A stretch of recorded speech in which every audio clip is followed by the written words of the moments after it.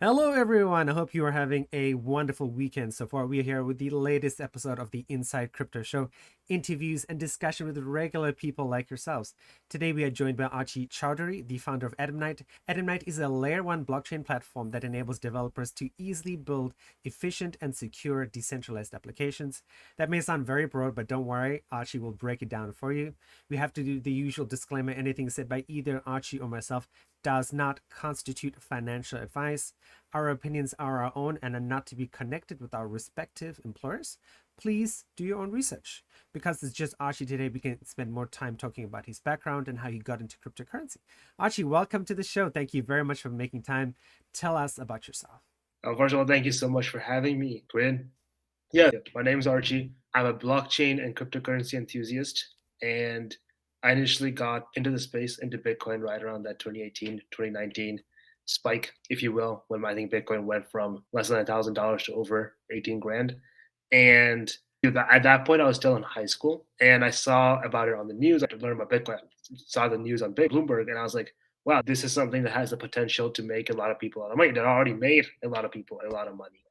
And so I was like, okay, this is something I should be paying attention to. And then I remember just diving into the space and trying to learn as much as I could about Bitcoin's history, how it was formed. I did have a little bit of interest in how computational side of things mixed together to create this ecosystem.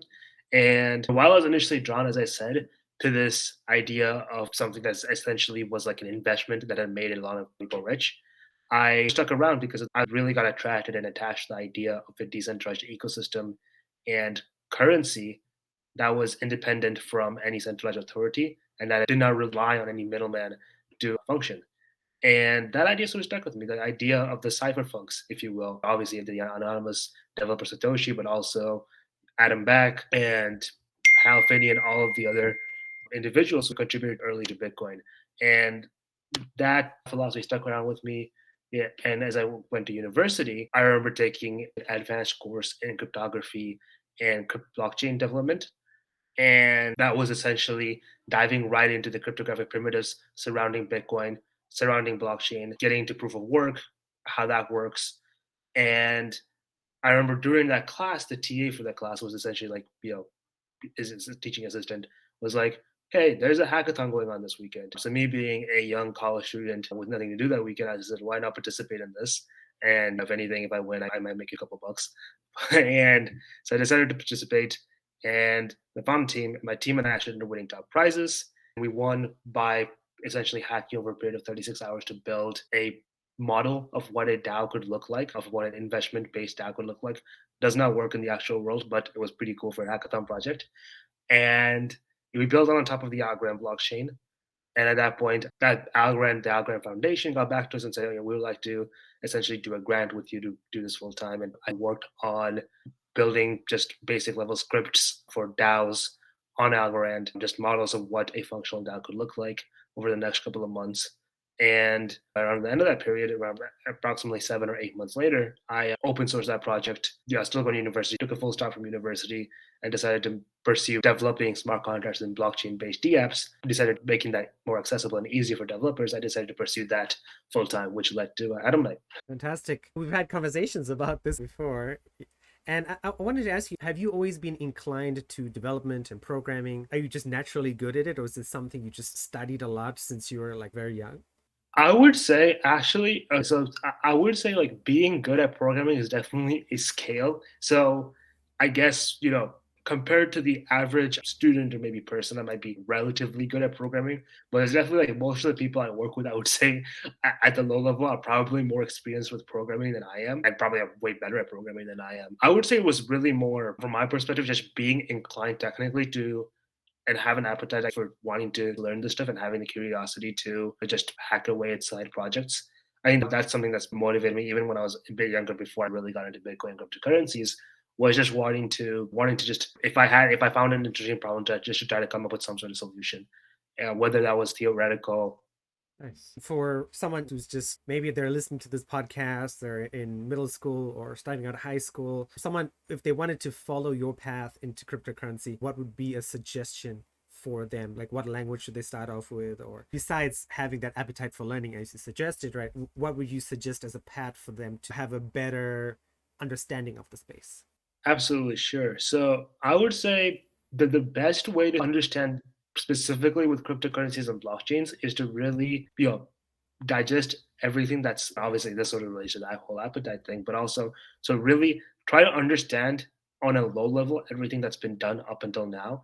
Then the common paradigm is looking at Bitcoin's white paper, understanding the motivations. So I do think a lot of people who are in the cryptocurrency space, especially now that it's become more popularized, would say that that initial that fever and that initial intuition, if you will, or motivation of wanting to establish some sort of ecosystem and fighting for financial and personal freedom, it's been lost or at least degraded because a lot of, I guess, as Bitcoin and cryptocurrencies and blockchain, all these terms have become embedded in popular culture. We often see many people just treating Bitcoin, oh, this is something I can put my money in.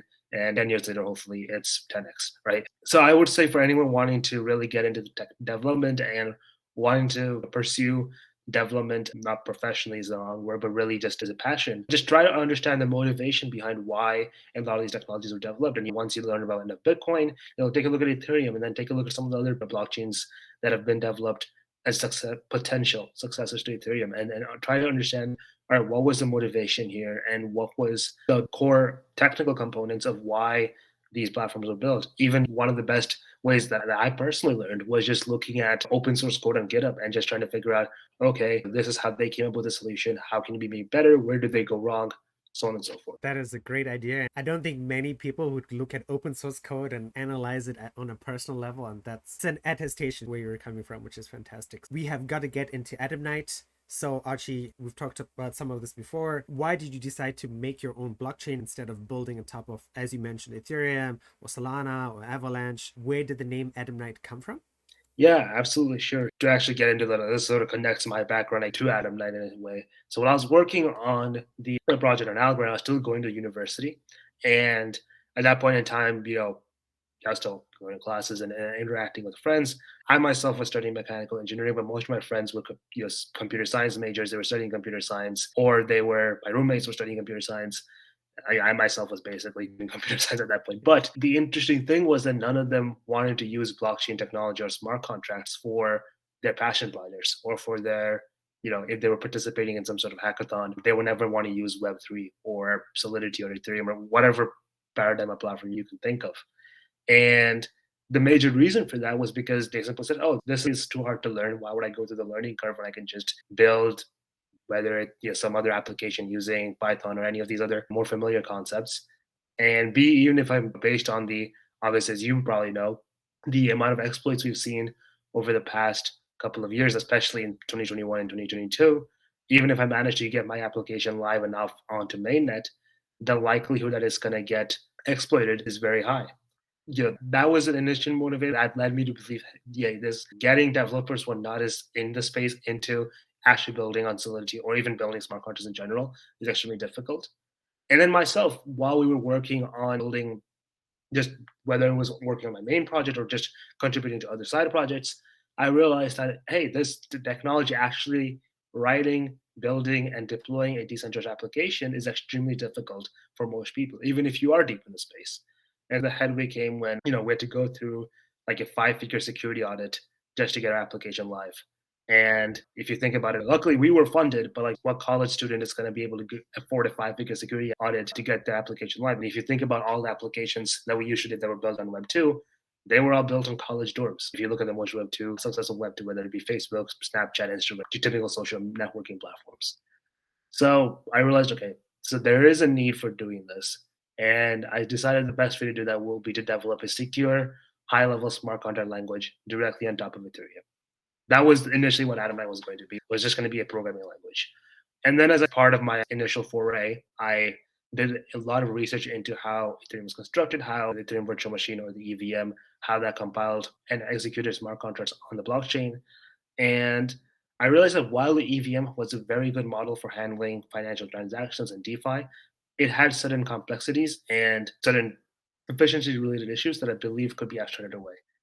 And I also realized that a lot of the reasons that we often see the same problem, even with side chains or sub chains like Avalanche, we often see the same problems that Ethereum suffers, even though they're supposed to be faster or resilient, is because of the construction of the EVM. So that sort of motivated me. Okay, I'm already designing a language, but why not try to build this thing from the ground up? And I realized, you already have a high level programming language. Why not combine that with a more efficient and abstract virtual machine? And finally, to put everything into perspective, have a very efficient and secure distributed ledger or blockchain. And that's the idea of security and ease of use as far as where the name Adamnite came into play. I don't know if you've ever heard of or if you're familiar with Marvel Comics, X-Men, Wolverine. Wolverine's skeleton is made out of adamantium, which is this unbreakable metal. It's supposed to be like this, I guess, like this one of the most powerful metals in the fictional universe per se. And I'm a big Marvel Comics guy, so I was like, okay, take adamantium and make it Adamnite. And that's how the name came into play. Nice. I love that name. It has such a cool connotation with adamantium as well. Yeah. That it's super strong, durable. I remember watching the old X-Men 90s cartoon, and in it, Wolverine is dead, but you still see his adamantium skeleton still around in this weird tube and stuff. So that's really cool. I would say like programming has come a long way from like I grew up learning Turbo Pascal, which dates me right there, and then into Java, Python, oh Jesus, Visual C plus back in the day. And would you say like when it comes to programming and blockchain, maybe programming in general, or like a lot of kids now, maybe late 2019, the world was like, okay, everybody's going to learn programming. Programming is going to be in school. But and then now programming has become more accessible. You have like visual programming with like blocks where kids can just drag stuff around, Yeah. or even like game creation engines where you just put stuff in. So what you are doing would be comparable in a sense that you're not doing a visual programming language, but you're doing it in a sense that it's you're improving the accessibility to blockchain programming, as you said before. Yeah, I mean, it's not a no code solution per se. I think there have already been some projects that have implemented no code solutions. The general inclination even within your blockchain systems call themselves decentralized operating systems. But from a developer's perspective, it's really blockchains are much like programming languages in the sense that the level of abstraction that you're getting at really depends on what blockchain you're using. So, if I was building back in before Ethereum was built, if I wanted to build something on Bitcoin, I have to use Bitcoin script, which is like this low level stack bytecode. So compare that with something like assembly. And then Solidity comes along. Solidity improves that a lot. Personally, I like to think of it as like a C plus, not that it's actually script like so JavaScript. But the reason I made that comparison is because C plus it's an accessible language and a lot of people know it, but it's not the recommended language for if a developer is initially getting into programming due to the relative complexity of its source code. So I think the solution, and obviously there have been Pythonic level languages built before. Viper on Ethereum is an example. Smart Files is another example. But the idea for us was to develop a smart contract programming language that would actually be able to create complex high level applications in through the use of modules. So essentially, it's a modular programming language. And the idea of modularity is essentially if I'm building something in Python, for example, or this is even applied to JavaScript. I can import a module. Say I wanted to build a website, I can import Flask. I can feed my website parameters in there, and there we go. I have my website. With smart contracts currently on Solidity, there is the concept of libraries, and there are certain you can import external contracts, but that is often done in a rather inefficient way. And it's not really you can be importing a smart contract that's maybe outdated, maybe isn't standardized. So the idea of having some sort of standardized modules that you can then import into your code and then create an easy to use high level script is and integrating that with the core blockchain was sort of the idea. And I would say, so to sort of answer your question, I would say it's not a no code solution per se, but it's really more of an easier to use, familiar programming language that say you've previously built on Web2 using Python, which I think most developers in the world, even if they know these advanced languages, are relatively familiar with Python. You'll be able to come on and build complex applications without having to relearn or learn something. So this sort of makes sense to me now is that it just goes back to example of you being in college with your roommates. It's just exactly how you said is that you didn't want to try blockchain because it was too complicated. So you've created that solution that said, yes, you have the existing base of knowledge. It's just like a step up and a small step up to start using Adamnite's Pythonic smart contract based language. Yeah, and one additional step there is also you also have this idea of A1 being, which is a smart contract language, of being this of developers being able to, even though it has certain smart contract modules, of being able to have an relatively easy, I guess, what you hit on learning curve, where many of the same concepts will apply. Nice. And then who doesn't like an easy learning curve as well? And I think that is what I mean, since I've been involved in the space and I've never been involved on the development side at all. But I think in any sort of industry or any sort of space, you do need that people who are working on, maybe accessibility is the wrong word, but solutions to help people say, hey, come try this out. It's not that difficult. You can do it in your free time. If this is going to be, as you mentioned, your passion project, and as you're doing your passion, you're like, wow, I'm enjoying this blockchain development. This is really cool. Okay. Yeah. Yeah. Nice. And the idea is to really target these people, maybe target developers who are not as deep in the space. And maybe the developers, they don't know Solidity. They've never tried Solidity out. And this can be like their first stepping stone. And as you said, if they like it, maybe they can pursue it as a formal career. Fantastic. Okay. Archie, one of the things you answered, you've addressed the whole issue of getting people into blockchain development and blockchain programming. Another issue, this is from your website as well, is that making dApps requires large scale financial backing, and that is because of the security audit issue. Like you said, 5 figures, which is a lot of money. We're talking about US dollars as well. And if you're coming from like countries like Taiwan, that's 30 Taiwanese dollars to $1, that's expensive. You mentioned the idea of security as well. And Adamnite, do you want to tell our listeners and viewers how does that work? Yeah, I think we've talked about this before, the idea of formal verification, which is essentially, so formal verification is essentially the idea of having certain invariants and certain declarations about your code as you're developing. And so it's been implemented. So formal verification has actually been implemented in blockchain development platforms before. So one example is Reach, which is a DApp development paradigm and a platform built for both Algorand and Ethereum. And other platforms incorporate formal verification somewhat. And on Web2, it's almost persistent, the idea of property-based testing, where I can test certain things about my code as I'm writing it, as I'm compiling it. With A1, the idea is to incorporate that into the base layers, into the primary programming language that you're actually using on the blockchain, and have that be the primary thing that be a regular routine that developers do. So to give an example of formal verification, say I was writing like a decentralized exchange smart contract, dictating the exchange of two assets. You send this contract one asset and it sends you a corresponding amount of its pair back to you. And say while it was calling APIs or whatever, it was going through some sort of loop to determine, or not calling APIs, but balancing the pool. It was going through some sort of loop to determine what the actual value should be. And in that loop, there's a certain variable that if it changes, it results in whoever's interacting with the smart contract to be able to drain the underlying pool of all of its funds, which is often, if you look at how a lot of dexes are attacked, or even how a lot of bridges are attacked, there's often some sort of misnomer or some sort of miss that results in someone who's being able to interact with the smart contract to drain the smart contract of all its funds. So me as a developer, I look at that, I realize that, I think I have it right, but I want to make sure I can declare that as an assertion.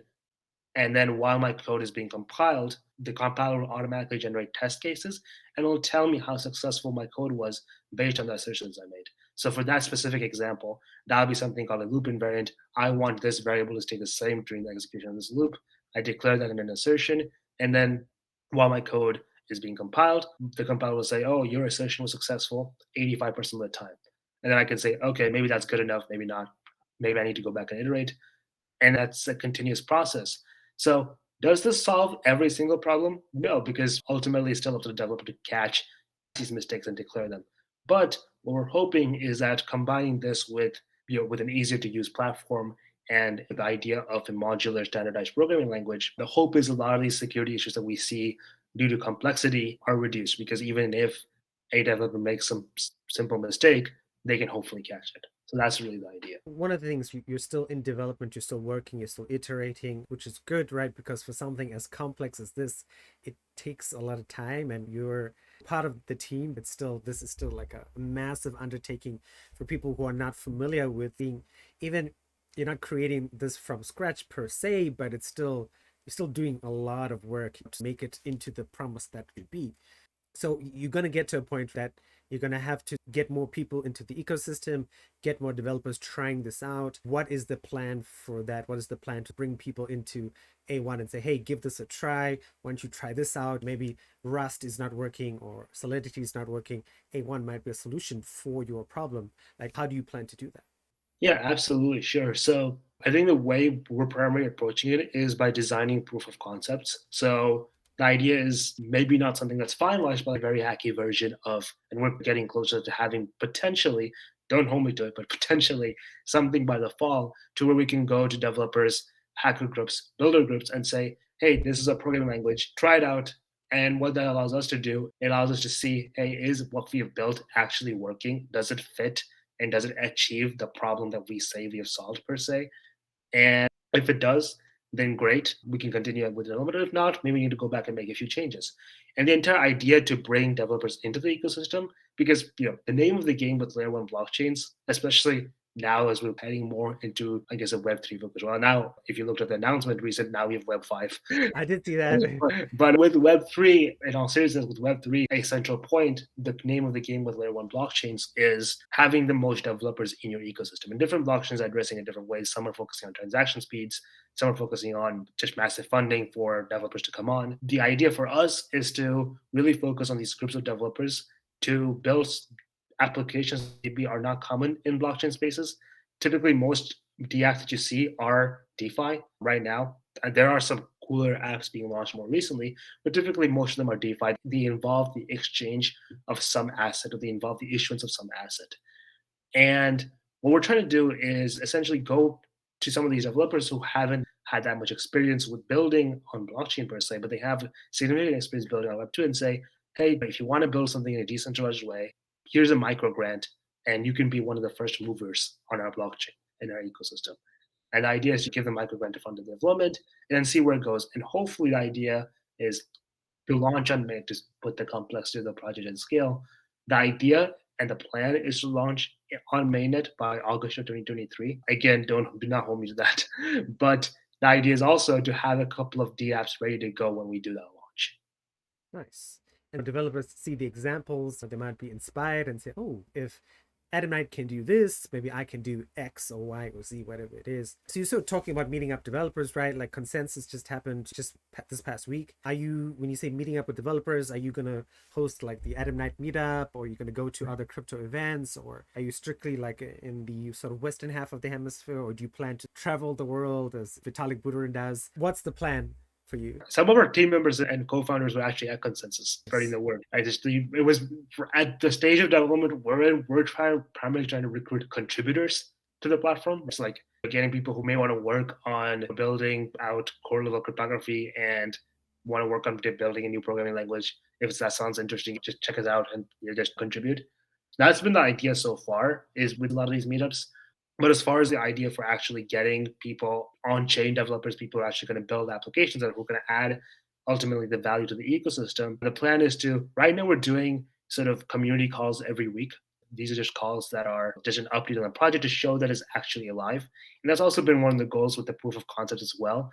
It's to show that, hey, this is not just something that's just on paper written by a bunch of crazy guys. It's actually something that has some sort of use case and is actually, well, not physical per se because everything is still in software, but there is actually something you can look at from a technical perspective and maybe something you can interact with. So that's been the entire idea. So once we have that, I think we'll probably push a lot more on getting a lot of these community events in line. The current plan is to have, as you said, in-person events, virtual events, and just really anywhere, any way we can attract more people into the ecosystem.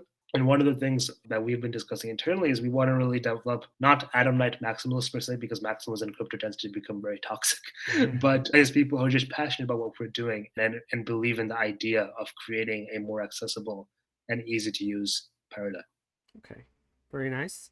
Archie, like at the moment, right, for people, I've talked a lot about like really cool, really interesting stuff. If you're able to say at the moment, what are you working on with Adamnite? And what do you see as the biggest use case for the future? And what are your current sort of humps that you need to overcome or roadblocks? Absolutely. So currently we're working on, as I said, designing proof of concepts for the distributed ledger and for the programming language. And again, the idea is to have something that developers, I mean, not developers, but also general members of the community can interact with and to see, oh, so this is how we use delegated proof of stake. If this is all explained for people who are watching in the technical paper and the white paper, I don't want to go too deep in the technical meat of it, but essentially to be able to try the consensus mechanism, see what validators look like, And then on the programming side, as I said, see what writing a basic program within this blockchain paradigm looks like. And so that's currently what we're working on. A good hub finding just people who are passionate. And this is one of the evolutions of the space. And it's something we've been discussing internally. And so it's something that I've mentioned to advisors or people who are just associated with us. And it's just been back in the day meaning 10 years ago, which is really not that long ago. But back when this space was very nascent, you could say, hey, I'm working like Satoshi did, or even during Ethereum's inception, like Vitalik did. Hey, I'm working on this thing. If you want to make this a reality, come and join me. You can make that post on Bitcoin Talk, or yeah, I think 2012 Bitcoin Talk was a thing, or maybe your cyberpunk security, cyberpunk email list, and you can get a bunch of motivate people to join you. Funny thing about how I actually met a majority of the people who work at Adamnite was through open source Discord servers, and by trying to follow the same path, saying, "Hey, I'm working on this idea of making blockchain technology more accessible. Who wants to come join me?" And that I found a lot of great people through that.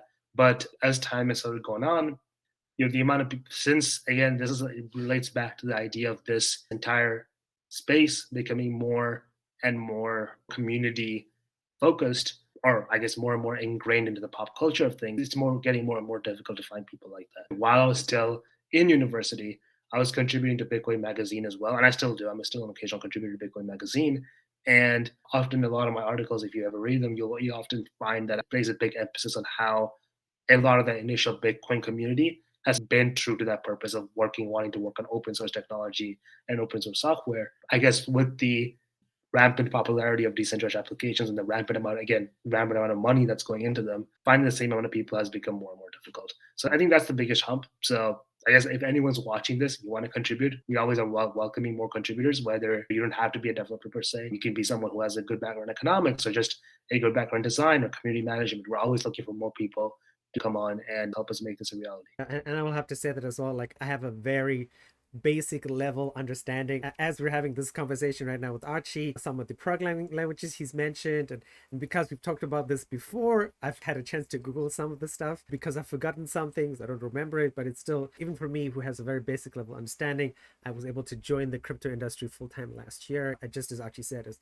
community manager, doing podcasts, YouTube videos, that sort of stuff. So there's a lot of opportunity for you to get started. And Adamnite is at a great stage because I've joined their Discord. Like, we've been wanting to make this podcast for a while, and I joined Adamnite's Discord probably a month and a half, 2 months ago.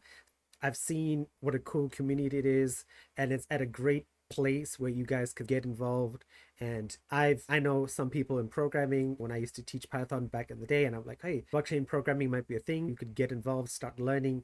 You're at a stage where the possibilities are endless, basically. And I think like this stage is probably the most fun because it's just a bunch of people just hacking away in their free time, and it's before there's too much attention per se, and it's really just being involved earlier.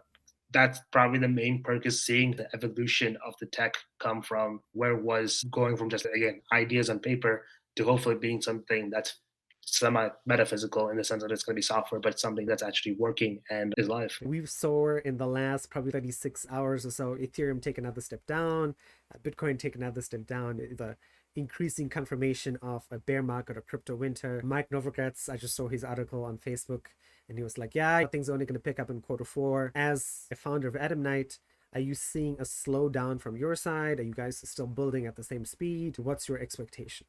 Yeah, sure, absolutely. I think with the whole crypto winter, I guess crypto winter in the summer. But I think it's honestly the best time for developers to build, because I think, again, going back to the idea of wanting to bring Web 2 developers to Web 3, and a lot of them might be looking at this and be like, this just proves our suspicions all along. Cryptocurrencies are Ponzi's and there's no actual value attached to them, and so on and so forth.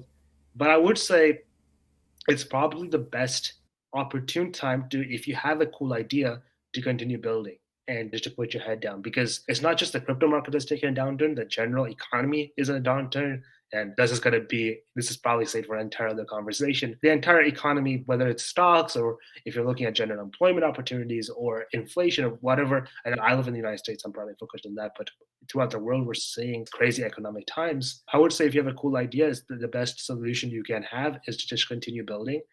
And I guess with Adam and what we're trying to do is just put our heads down and just continue building the core technology and just see where this thing goes. I released the white paper in early December. And since then, we've been iterating and figuring out what this thing actually is. And we're still continuing to do that and figuring out where holes maybe need to be filled. Is the cryptography of the thing secure? I would say for us personally, we've just continued to put our head down, continue building towards our vision. And I would have the same recommendation whether you're building, regardless of really what you're working on, even if you're not working in crypto per se, if you have a cool idea, my best advice would be to continue to build and stay motivated.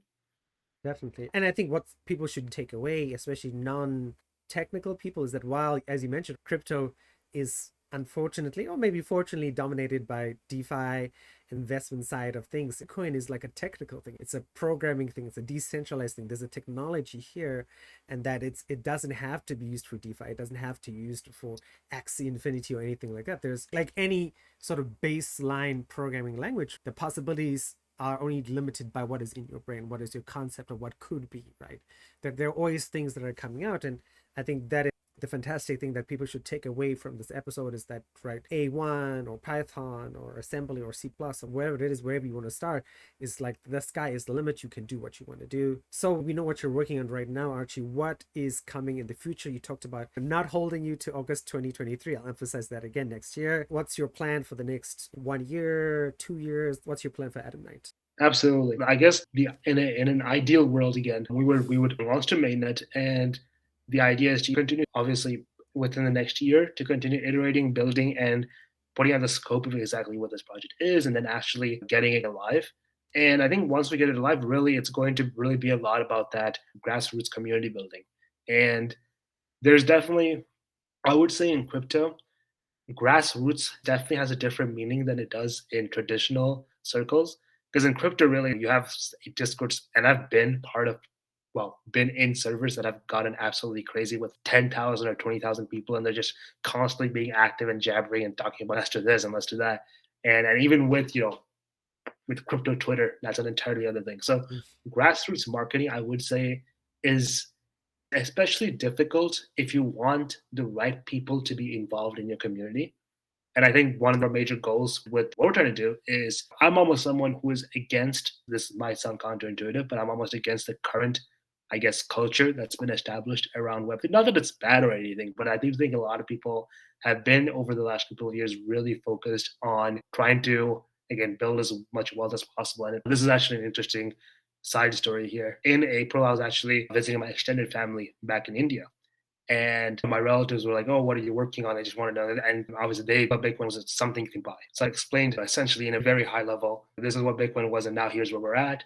And they're relatively well educated outside of, obviously not being educated in technical aspects. And the conclusion that they drew was, wow, so the initial, this idea that, of inventing, running an independent financial and freedom based ecosystem has been demolished mostly. There's obviously a large collection of people that still believe in that idea. And we've got into the age of NFT drops and people spending 50,000 on virtual monkeys and virtual land. Not to say that it's bad. I think a lot of those applications have shown that the fundamental principle of being able to buy, store properties, and store your assets on a decentralized public ledger, that is something that's very, very popular, and it's something that definitely has a very large market. So I do think that evolution has definitely been helpful for this space in that it shows that it's not just a thing that's restricted to an edge group. I guess the goal for us is to find that a community of people that sort of lies in the middle, where we have people who are genuinely interested about technology and believe in what we're trying to do and are willing to defend it to the end, but also, I guess, also build up that nascent following of people who are interested in trying out the applications that are being built on the chain. So to answer your question again, it's the goal over the next couple of years is to build a very strong ecosystem and community of people who really believe in Adamnite and really believe in its vision. And as we talked about before, how that will be achieved, it could be in-person meetings. I primarily will be focusing on the United States, obviously. And I myself and all my co-founders on the East Coast will probably start there and expand. One day I might be cruising along like Vitalik and not have an actual home address, but we'll see. Fantastic. And I think that is a good way to end off today's podcast episode. Archie, is there anything you want to leave our listeners and viewers off with, pearls of wisdom, recommendations of where to follow you or follow Adamnite or like some of your other co-founders as well? What would you want to say to end off today's episode? Yeah, absolutely. I would say that first of all, if you go to Adamnite's website, you can find probably all of our resources. You can, if you're technical, you want to get into the white paper. If you're very technical, you want to get into the technical specification. You can find all those resources, our Twitter, our Discord on our website, adamnite.org. And I would say the best piece of advice that I can give is to just be motivated and know that there are individuals, if you have an idea, that can really help you make it a reality. So not to extend this podcast for too long, but the story of how Adamnite was formed was, again, I was sitting in my college dorm and trying to figure out how to make decentralized application development easier and more accessible to developers. I came with the idea of Adamnite, again, as we talked about, a blockchain ecosystem built from the ground up. And as I mentioned, I put it around in open source discords. And while I was fixated on the idea that a lot of people we got weren't people who were actually looking to contribute, I definitely found and the best part of the project, honestly, has been meeting and interacting with some of the most knowledgeable and creative and passionate individuals I've ever met. And for example, like one of the individuals when I first put out the white paper in the Discord was Thomas, who was previously creative director at Square, now Block. I don't know how he was in the Discord, but he saw it and he was like, "I want to be a part of this," and he's now a co-founder. So I would say if you have a crazy idea, and I get that you don't know if it works, you don't know if it's actually valid, but you've built it, you've developed it, and you have a good understanding, I would say take a risk and put it out there and sort of see where it goes. And great, I know we talked about this, we talked about this before, the entire idea of following the beaten down path. And you asked me, how do my parents feel when we wanted to skip school and pursue this full time? And I would say definitely, if anything, the last couple of years have shown us that the traditional path of education and that the traditional path of, needing to work a job are not the same things anymore. A lot of education itself has become virtual. And I would even argue you could probably learn and get a lot of value to your own life by pursuing something that you're truly passionate about. So I would say the last piece of advice I can give is if you have something, regardless of whether you're in school, whether you're working, I would say take a shot and you work on it and see where it goes. And you might end up, if anything, you might end up meeting some really awesome people and have the opportunity to work on something you really love working on.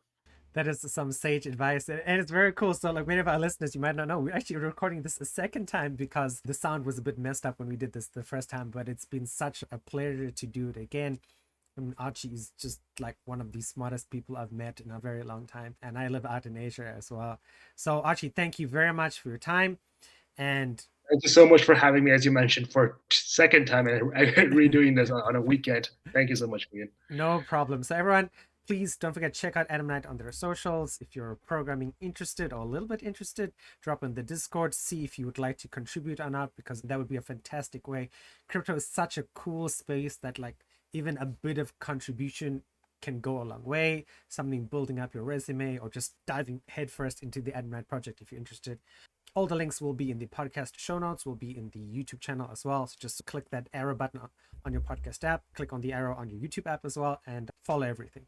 All right, guys, we will see you again on Tuesday, I believe. Yes. All right, bye-bye.